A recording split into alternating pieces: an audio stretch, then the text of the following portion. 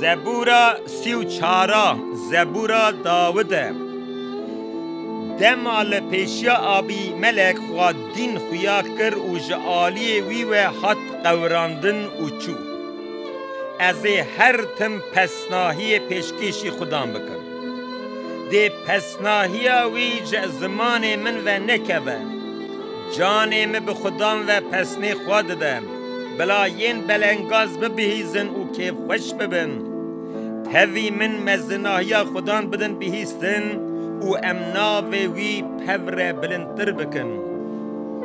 از لخودان گریام و پرسوی دامن و مجه همو ترسین من و خلاص کر وان لوی نهردن و وجه وان رونی بو و وجه وان جه شرمزاری سر نبو وی بلنگازا لاوا کر خودان بهیست و وی جه همو تنگاسین وی خلاص کر ملیاکت خودان لدورا کسین کو جوید ترسن آرتشکه آباد که وان خلاص که تام بکن و ببینن خودان چقاس قنجه خوزی لزلامی که خواسپارتیه وی جه خودان و بترسن یا پیروزن وی جه برکو تو که ماسیا کسین که جوید ترسن نابن حتی شیرین جوان جی برچی و محتاج دبن لی بله تو قنجی جین که بری خودان نای بشارتن وارن یا زاروکنو من گهداری بکن از ترسا خودان هینی و بکم ما کیه او مرووی که جیان هزدکه جبونا که قنجی ببینه و دخوازه روژین قنج ببینه بلا زمان خوش خرابی و لیوین خوشی جدروان بپارزه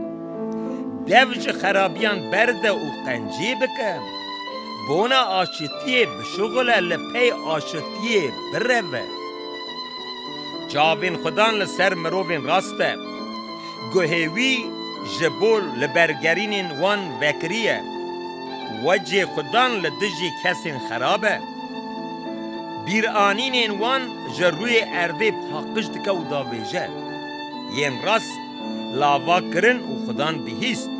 و وان جه همو تنگاسین وان آزاد کرد خودان نیزیکی کسین دلشکستیانه و ین که روح وان عجقین خلاص دکه درد کسی راست دنه لی بله خودان وی جه همویان خلاص دکه همو حسکین وی دپاریزه قد یکشی ناشکی داویا مروی خراب به خرابی ودقده و یه راستان دکرهن جزین خود بینن خدان جان قولین خواه خلاص دکه